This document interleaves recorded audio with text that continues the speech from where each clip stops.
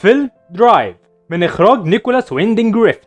الفيلم بيحكي عن سواق عربيات محترف ومجهول، وبيشتغل ميكانيكي في نفس الوقت، وسواق مجرم مقابل أجر في لوس أنجلوس بيطلع في عمليات سرقة، وكل مهمته إنه يهرب المجرمين ويبعدهم عن الشرطة. وكل شغله بيديره واحد اسمه شانون، وهو اللي بيجيب له الشغل وبياخد نسبة ويبقى صاحب معرض عربيات.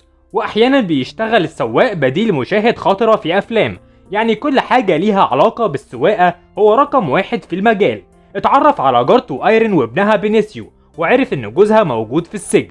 قعد شانون مع 2 من عصابة يهودية وهم بيرني روز ونينو، واقنعهم يشتروا عربية غالية للسواق اللي معاه عشان يدخل بيها السباق باسمهم.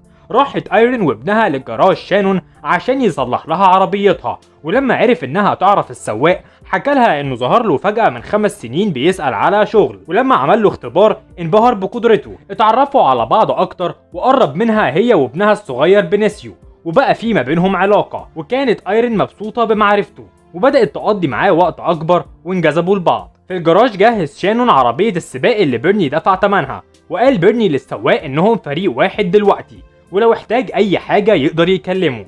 عرفت ايرين من المحامي ان جوزها هيخرج من السجن خلال اسبوع، وانتهت علاقتها بالسواق لما وصل جوز ايرين وهو ستاندرد جابرييل، وعملوا احتفال بمناسبة خروجه من السجن، وشكرها على حبها ليه وانها فضلت مستنياه طول السنين اللي فاتت.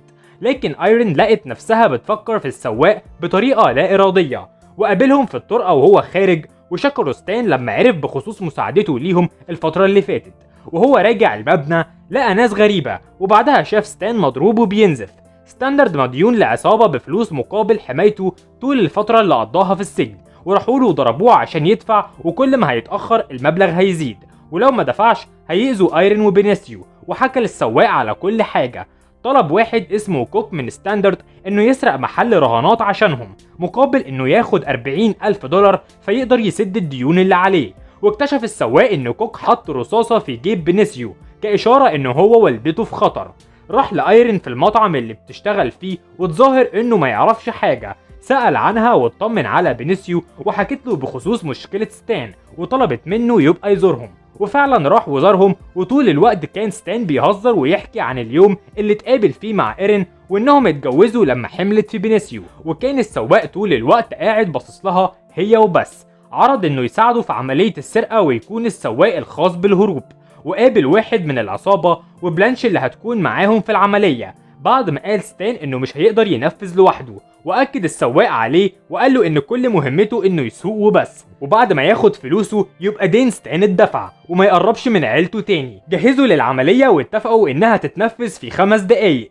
دخل ستان وبلانش للمحل والسواق مستني بره، ولاحظ عربية غريبة جت ووقفت في الساحة من غير ما حد ينزل منها. خرجت بلانش من المحل بشنطة الفلوس وركبت، وقعدوا مستنيين ستان يخرج. واخيرا خرج ستان، لكن اتضرب عليه نار من صاحب المحل على غفلة. حصل اللي ما كانش متخطط له، ما قدرش ينقذه، وبعد ما شافه بيموت اخد العربية وهرب بسرعة هو وبلانش وشنطة الفلوس. ولقى ان العربية التانية بتطاردهم وبيحاولوا يقتلوهم، لكن السواق قدر يفلت منهم بمهارة وقلب العربية التانية. استخبى السواق وبلانش في فندق، ووصل الخبر لأيرين، وعرف وهو هناك ان صاحب المحل بلغ الشرطة وقال لهم ان ستاندرد هو الجاني الوحيد وما كانش معاه حد تاني، وقال لهم كمان ان مفيش فلوس اتسرقت. فهم ان الموضوع متدبر من الاول وفي حاجة غريبة. ولما سأل بلانش بخصوص العربية التانية كدبت وقالت انها ما تعرفش عنها حاجة، فبدأ يهددها.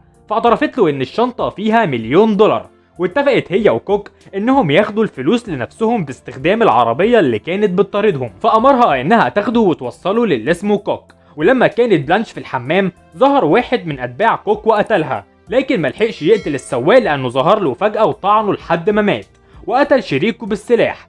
راح الجراج واتعالج بعد ما اتصاب. واستغرب شانون ان في رجالة ممكن يعملوا علاقات مع ستات متجوزة الا السواق، اللي قرر يساعد جوزها عشان يدفع الديون اللي عليه. عرض عليه شانون انه يخبي الفلوس عنده، لكن السواق رفض. راح ورا كوك في نايت كلاب وهدد بقتله، واجبره على بلع الرصاصة اللي حطها في جيب بينيسيو قبل كده. فاعترف كوك ان نينو هو اللي كان ورا عملية السرقة. فاتصل السواق بنينو وعرض عليه ياخد الفلوس ويسيبهم في حالهم، لكن نينو رفض العرض بتاعه، وعلى العكس بعت قاتل محترف للمبنى السكني عشان يقتل السواق وايرين. اضطر السواق يعترف وهو متضايق من نفسه انه متورط في موت جوزها، وعرض عليها تاخد الفلوس كلها وممكن تبعد هي وبنسيو ويبدأوا حياة جديدة، لكنها اتعصبت وضربته، محتارة ومش عارفة تعمل ايه. ولما دخلوا مع بعض الاسانسير لقى ان القاتل موجود هناك، فمسكوا وضربوا بوحشية لحد ما قتلوا، وكانت ايرين مرعوبة من اللي بيحصل قدامها. فهم السواق ان في حد راح من وراه وقال لنينو على عنوان السواق الخاص، ومفيش غير واحد بس يعرفه. فواجه السواق شانون، واعترف شانون انه كلم بيرني اخو نينو عشان يصلح ما بينهم ويعرفوا ان السواق هيرجع الفلوس، وبالغلط قال اسم ايرين. ما كانش يعرف ان نينو هيقتلهم، فقال السواق لشانون انه لازم يهرب حالا وما يرجعش تاني لانهم هيقتلوه هو كمان. وفي مطعم البيتزا الخاص بنينو اتخانق بيرني مع نينو بسبب موضوع عملية السرقة اللي نفذها من وراه. قال نينو لبيرني ان صاحب محل الرهن من عيلة المافيا الإيطالية وتعدى على منطقتهم الخاصة، ولحد دلوقتي مازالوا بيجبروه ما يوسعش شغله ويكبر دايرته، وبعد ده كله جايين يشغلوا واحد منهم في منطقته. اتعصب بيرني ان نينو سرق من المافيا الإيطالية، وبرضاه او غصب عنه بيرني دخل في الموضوع، ولو عرفوا انهم ورا عملية السرقة هيقتلوهم هما الاتنين. وبما ان اي واحد ليه علاقة بالسرقة اللي حصلت ممكن يدل المافيا الإيطالية ليهم، فهم محتاجين يقتلوا كل اللي اتورطوا في الموضوع. واقنع بيرني انه ينفذ خطته، وفعلا بدأ ينفذ وقتل بيرني كوك لانه الشاهد الوحيد على اتفاقهم للسرقة. وبعد ما رفض شانون انه يكشف مكان وجود السواق وهما في المعرض، قطع بيرني دراعه بشفرة حادة وبدأ ينزف ومات.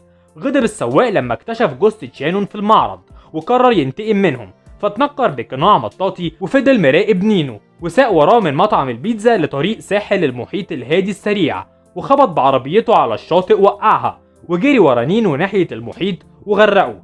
اتصل بيرني بالسواق وقال له انهم عدوا الحدود وما كانش مفروض كل ده يحصل، وطلب منه انهم يتصالحوا ومفيش داعي انهم يكملوا الحرب. وبعدها اتصل بايرين وقال لها انه مش هيقدر يرجع لها تاني عشان يبعد عنهم الخطر. قال لها ان احسن حاجة حصلت في حياته هو انه عرفها هي وبنسيو. قابل بيرني في المطعم وقال له بيرني انه دايما هيعيش في قلق، بيبص حواليه مستني الخطر، وهي دي الحقيقة، لكن وعدوا ان ايرين هتكون في امان. اخدوا بره المطعم للعربية عشان يديله الفلوس، ولما جه يديله الشنطة خدعوا بيرني وضربوا بالسكينة، لكن السواق قدر ياخدها منه ويلفها وقتلوا بيها. وهرب السواق بعدها وبيرني ميت في الجراج جنب الفلوس. خبطت ايرين على باب شقة السواق بتتمنى انه يكون رجع لهم، لكنها بدأت تبعد وهي حزينة لما محدش رد عليها.